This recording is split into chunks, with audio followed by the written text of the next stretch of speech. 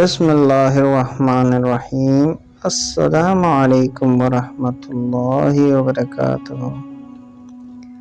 بنی اسرائیل میں ایک عورت تھی جو بہت ہی بد کردار تھی۔ اللہ نے اسے حسن جمال خوب دیا تھا اور وہ بد کردار بھی انتہا درجے کی تھی۔ پوری بستی کے ساتھ اس کے ناجائز تعلقات تھے۔ وہ اتنی مالدار ہو گئی کہ اپنے لیے ایک بہت بڑا محل بنوایا اور تخت بھی بنوائے جس پر وہ روزانہ بن سور کر بیٹھتی تھی، اور اس کے ساتھ غلط تعلق رکھنے والے پورے شہر کے امراء آتے تھے۔ اس عورت کی زندگی ایسی ہی گزر رہی تھی کہ ایک مرتبہ کیا ہوا کہ وہ اپنے گھر کا دروازہ کھول کر تخت پر بیٹھی تھی کہ قریب کسی اور بستی کا نوجوان جو کہ بہت ہی نیک اور عبادت گزار تھا، وہ ادھر سے گزر رہا تھا۔ گزرتے ہوئے جو اچانک اس کی نظر اٹھی اور اس عورت پر جا پڑی۔ اس عورت کی ایسی تصویر اس کے دل میں چھپی کہ وہ آگے تو چلا گیا مگر اس کا دھیان ادھر ہی بھٹک گیا۔ وہ پھر جہاں بھی بیٹھتا، مراقبہ میں، تسبیحات میں، ذکر میں، تلاوت میں، جب بھی بیٹھتا اس کا دل ہی نہیں لگتا۔ اس نوجوان نے روزے بھی رکھے لیکن اس لڑکی کا خیال دل سے نہ نکل سکا۔ اس نے اپنے آپ کو بہت تکلیف پہنچائی، کہیں کہیں دن اپنے آپ کو بھوکا پیاسا بھی رکھا، مگر اس کے دل سے اس عورت کا خیال نہ نکل سکا۔ حتیٰ کہ ایک دن اس نے سوچا کہ اس خیال سے میری جان ہی چھوٹی نہیں تو کیوں نہ میں اس کے پاس چلا جاؤں۔ چنانچہ اس نوجوان کے پاس بہت تھوڑا سامان تھا۔ اس نے اس کو بیچا اور اتنے پیسے تیار کیے جتنے سے وہ بد کردار عورت اپنے پاس آنے کی اجازت دیتی تھی۔ وہ اس عورت کے پاس آیا اور اس کو پیسے دے کر اس کے ساتھ تخت پر بیٹھ گیا۔ بات چیت کرنے کا اجازت مل گیا۔ بات چیت کرنے کے دوران اس کے دل میں یہ خیال آیا، میں نے نیکوکاری کے اتنے سال گزارے ہیں کہ آج میرے اللہ مجھے اس نامحرم کے ساتھ بیٹھے ہوئے دیکھ رہے ہوں گے۔ اس خیال کا آنا تھا کہ اللہ کا ڈر اس کے دل پر غالب ہو گیا اور نوجوان کامنا شروع کر دیا۔ اس عورت نے اس نوجوان سے پوچھا، تم کیوں کانپ رہے ہو؟ تمہارا چہرہ کیوں پیلا ہو گیا ہے؟ تو اس نوجوان نے کہا، میری طبیعت ٹھیک نہیں ہے۔ تو اس عورت نے کہا، تم جس مقصد کے لائے ہو وہ مقصد پورا کرو اور یہاں سے جاؤ۔ اس نوجوان نے کہا، نہیں۔ عورت بہت حیران ہوئی کہ آج تک میں نے اپنی زندگی میں ایسا مرد نہیں دیکھا جو میرے قریب اس طرح تخت پر آ کر بیٹھ جائے اور پھر برائی کیے بغیر ہی چلا جائے۔ تم کیسے نوجوان ہو؟ مگر اس نوجوان نے کہا، میں جو پیسہ لایا تھا کہ تم ہی رکھ لو، مجھے جانے دو۔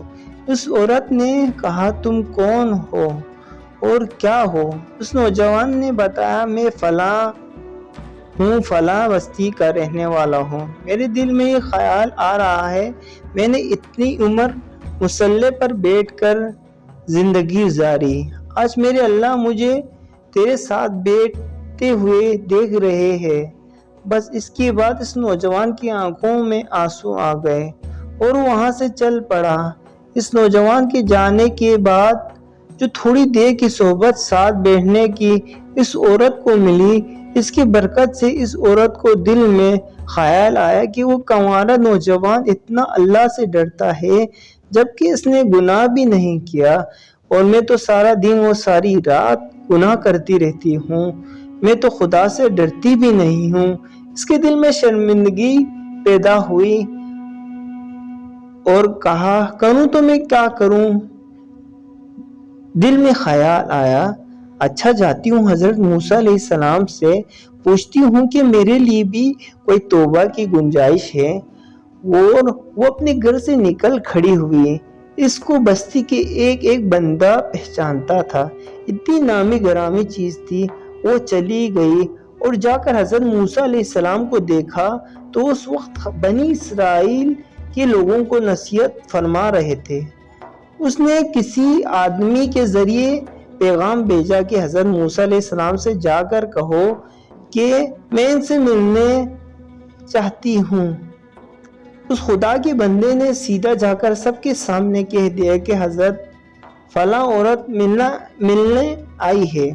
حضرت موسیٰ علیہ السلام نے جب نام سنا تو بہت جلال آیا کہ لوگوں کیا سوچتے ہوں گے، ایسی عورت ان سے ملنے کیوں آئی ہے، ان کا اس سے کیا تعلق۔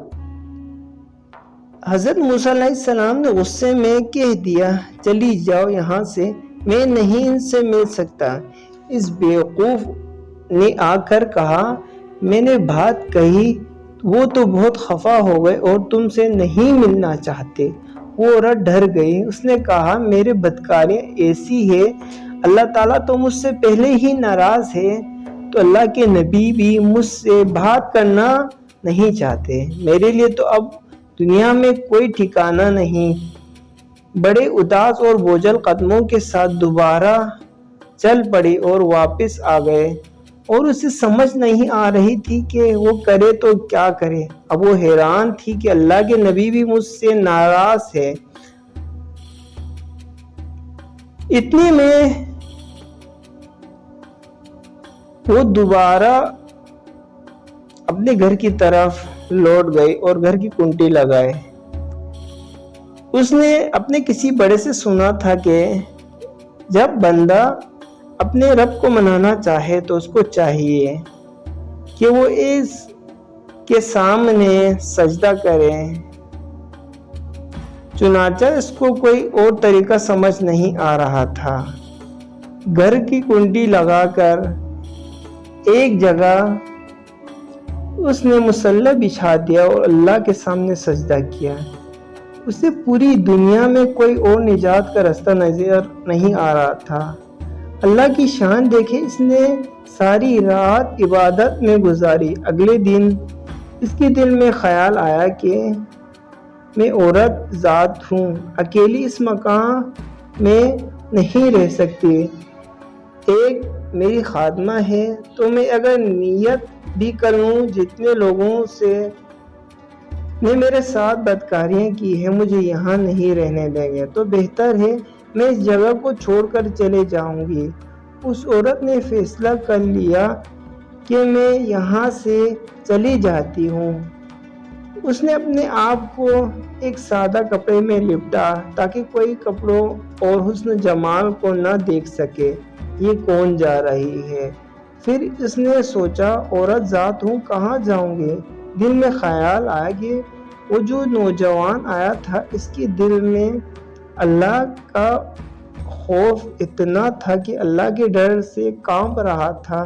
کیوں نہ میں اس نیک بندے کے پاس چلے جاؤں اور اس کی خادمہ بن کر رہ جاؤں، ممکن ہے کہ وہ مجھے نکاح میں ہی قبول کرے۔ اور اس بستی کی طرف چل پڑی۔ چنانچہ ڈھونڈتی ہوئی اس بستی میں اس کے گھر پہنچی اور گھر والوں سے کہا میں فلاں سے ملنا آئی ہوں۔ تو اس کے گھر والوں نے کہا اس وقت عبادت اور ذکر کا ٹائم ہے اور وہ عبادت میں معمول ہے۔ کمرے سے اتنے میں وہ باہر نکلے۔ تم یہاں کیا کر رہے ہو؟ اس لڑکے نے پوچھا۔ چنانچہ اس لڑکی کے انتظار کی وقت ختم ہوئے اور لڑکا اچانک اس لڑکی کو دیکھ کر دروازہ کھولتے ہی اس کی نظر عورت پر پڑی کہ وہ سامنے ہی بیٹھی تھی۔ جب نوجوان نے عورت کے چہرہ دیکھا تو اس نوجوان کو اپنے وقت یاد آ گیا جب میں اپنے مصلی کو چھوڑ کر اس کے تخت پر جا بیٹھا تھا۔ اس نوجوان کے دل میں خوف طاری ہو گیا کہ کہیں یہ میرا ایمان خراب کرنے تو نہیں آئی۔ میں نے تو اتنی مشکل سے اس کا تصویر ذہن سے نکالا تھا۔ پھر نوجوان اتنا خوف طاری ہوا کہ وہ وہاں ہی گر پڑا، اس کی جان چلی گئی۔ اب اس کی وفات پر گھر والوں نے رنجیدہ اور اس عورت کو بھی بہت غم تھا۔ خیر 3 دن کے بعد اس عورت نے اس گھر والوں کو بتایا کہ میں تو اس نیت سے آئی تھی۔ انہوں نے کہا اب وہ تو اس دنیا سے چلا گیا، اس کا ایک بھائی ہے، اگر وہ تمہارے ساتھ نکاح کر لے تو تم اس کے ساتھ نکاح کر لو۔ اس عورت نے کہا ٹھیک ہے۔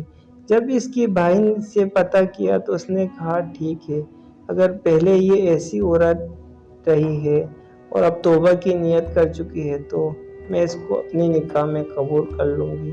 چنانچہ اس عورت کو اس کے بھائی کے ساتھ نکاح ہو گیا اور اس عورت کو اللہ پاک نے 7 بیٹے عطا کیے اور 7 بیٹے بنی اسرائیل کے اولیاء میں سے گزرے ہیں۔